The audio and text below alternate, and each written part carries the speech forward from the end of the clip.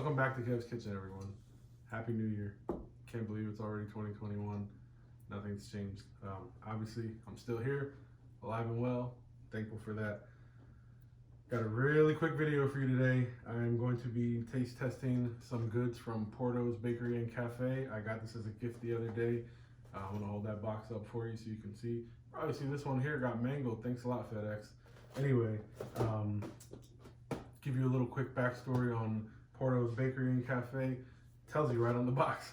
Rosa Porto started in Cuba, emigrated with her family in the 70s, opened a location in California, out in LA, eventually expanded, continued to expand. A couple years ago, they started nationwide shipping. I had never heard of them until this week. I decided to do a little research after looking at the box, which I thought was pretty interesting.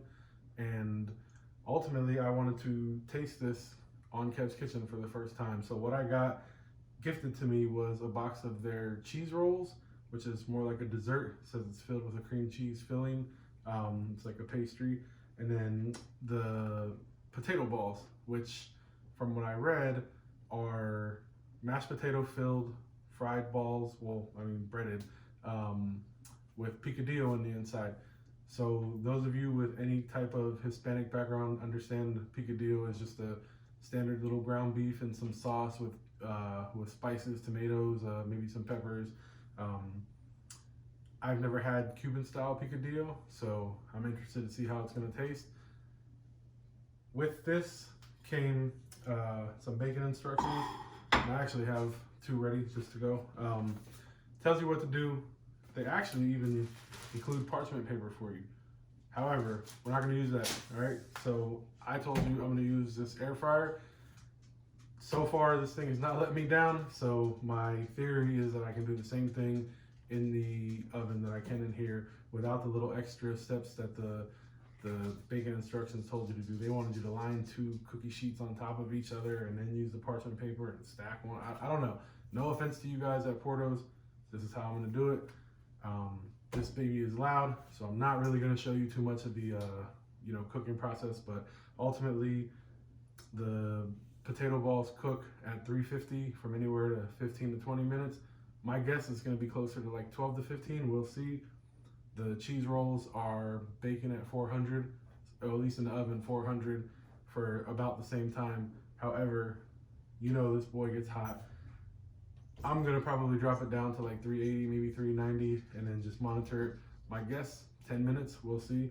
But anyway, I'm excited to try it, and stay tuned. We'll be taste testing them when we come back. All right, we're back. As you can see, the finished product. So just a little side note, I was trying to see what a happy medium would be, and ultimately I decided to do them at 375 because of two reasons.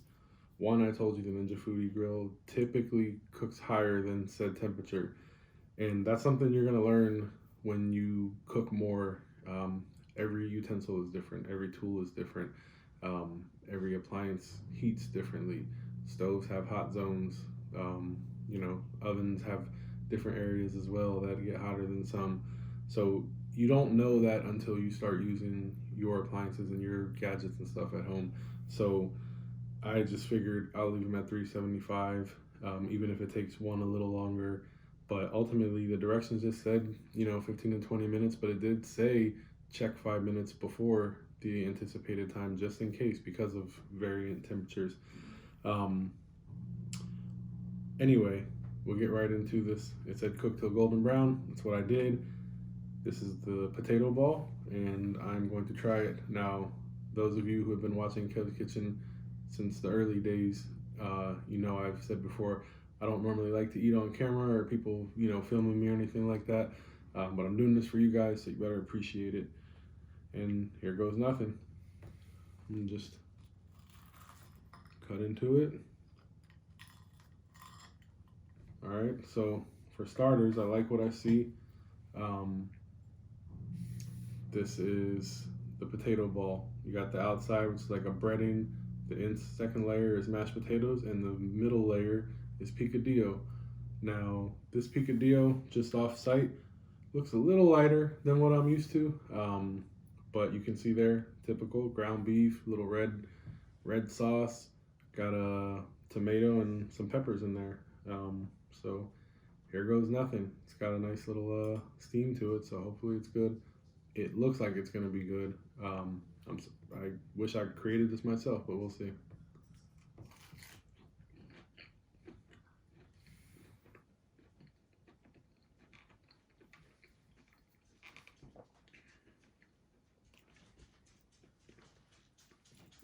All right, that's good. That was really good. Um, First thing I'm noticing, which I don't know if you heard it when I bit or not, but that crunch on impact, love it. Love the little texture change with the mashed potatoes and then the filling in the middle. It's like a nice little all-in-one. Um, the picadillo, slightly less flavorful than what I'm used to. My mom makes it a certain way, and that could just be a Cuban and Mexican thing. I really don't know what makes it different, but it's good. It is very good. I'm just used to mine having a little more punch and slightly more spice, but this is actually really good. Mm-hmm. All right, the infamous cheese roll. And I'm saying infamous, I really don't know. Like I said, these are the two things I got gifted, so, but I'm just going to assume they're more popular. That's why I was gifted them, but we'll see. Here goes.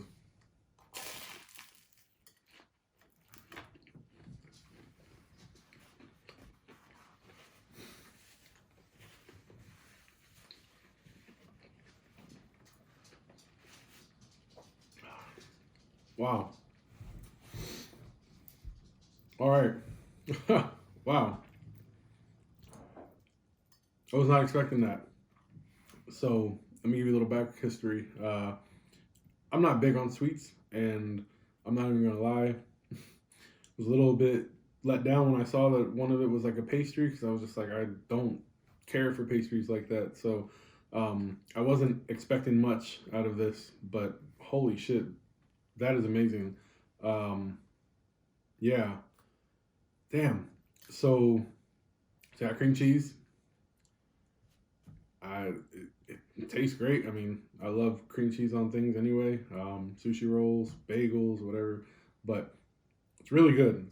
It's a nice sweet taste. The outside has like a almost like a glazed coating. Like you could tell there's sugar out here. It's delicious. It's very light though. I'd almost equate it, or yeah. I mean, I'd probably say that it's essentially like a croissant in how light it is and how like fluffy it is. Um, I'm gonna take one more bite.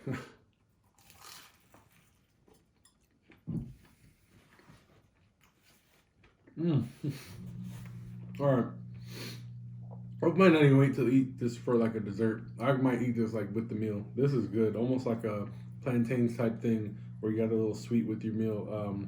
And if you know me, like I'm big on like not savory meals, and things shouldn't have sweet most of the time to me. But that's amazing. Um, a bit flaky, a bit messy. I could say the same about a lot of you, but we won't go there. But damn, this is good.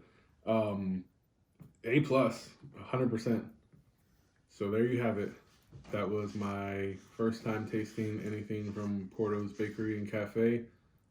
I have to say that I was thoroughly impressed. I'm probably going to, first of all, uh, cook some and share with the fam, but I'm probably going to end up ordering from them. And that says a lot because like I said, I'm not a huge sweets guy. And to me, that cheese roll was the best thing there. Not to take away from the potato ball, to me that's like a perfect appetizer. I definitely couldn't see it being more than that, and but the cheese roll, it's out of this world. Uh, I recommend it. I'm probably gonna order more, and I'd like to see what else Portos has. Um, Definitely check it out. They ship nationwide apparently, and my brother, I hit him up. He lives out in LA. He told me there was one like 10 minutes from his crib, and it was really good. And he said I won't be disappointed. I'm very glad that I tried it, and I have nothing else to say. That is delicious. try it, look them up, and stay tuned. Obviously, you know, I'm always going to come back with new episodes, probably do a little more taste tests this year. Always doing some cooking in there, you know how I do. Thank you for tuning in, and I hope you enjoy this video.